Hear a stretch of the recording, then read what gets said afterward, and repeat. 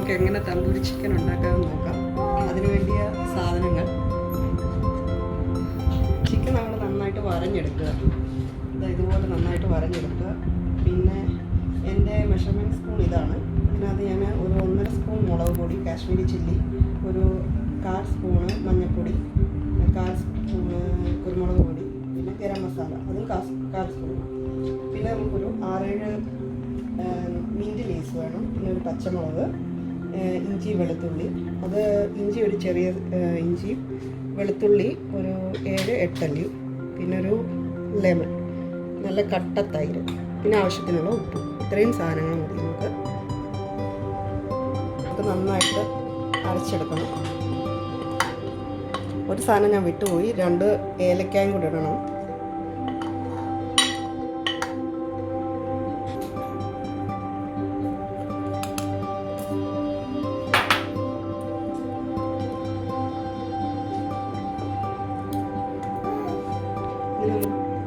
ഇനി നമുക്ക് chicken mix ചെയ്തെടുക്കാം.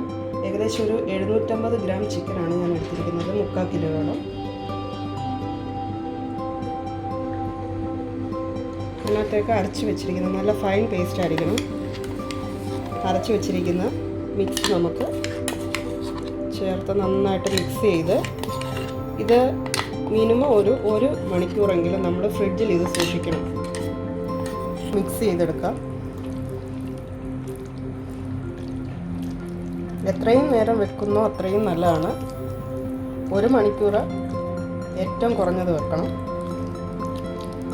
ഫ്രിഡ്ജ് നമുക്ക് താഴത്തെ തട്ടി വെച്ചാൽ മതി.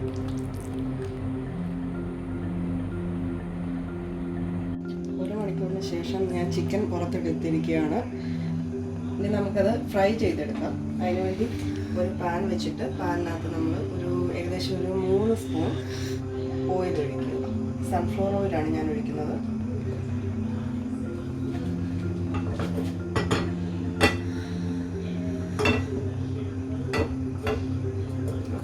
ഓയിൽ നന്നായിട്ട് ചൂടായിട്ട് വരുമ്പോൾ നമുക്ക് ഈ ചിക്കൻ പീസ് ഓരോന്നെടുത്ത് അതിനകത്തിട്ട് ഫ്രൈ ചെയ്തെടുക്കുക. ഏകദേശം ഒരു 15-20 മിനിറ്റ് വേണം. ലോ ഫ്ലെയിമിൽ വെച്ചിട്ടാണ് നമ്മളിത് ഫ്രൈ ചെയ്തെടുക്കേണ്ടത്. എങ്കിലേ നമ്മുടെ മീറ്റ് വെന്ത് കിട്ടത്തുള്ളൂ നന്നായിട്ട്.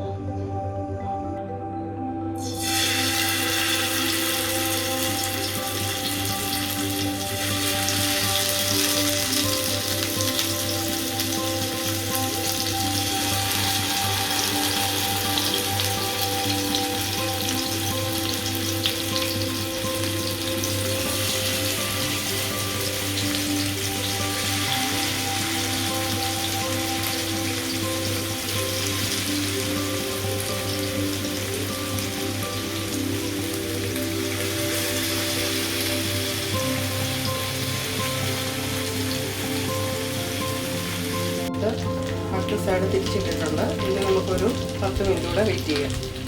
ചിക്കൻ പീസ് ഫ്രൈ ആയിട്ട് കിട്ടിയിട്ടുണ്ട്. ഇനി നമ്മുടെ സീക്രട്ടായിട്ടുള്ള കാര്യങ്ങൾ ചെയ്യാൻ പോവുകയാണ്.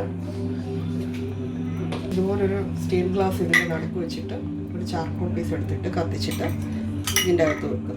എന്നിട്ട് അതിന് യോജിക്കുന്ന ഒരു അടപ്പ് എടുത്തിട്ട് നന്നായിട്ട് അടച്ചു വെക്കുക. ഒരു 10 മിനിറ്റ്സ് ഇങ്ങനെ വെക്കുക. After 10 minutes we will get smoky chicken, tandoori chicken.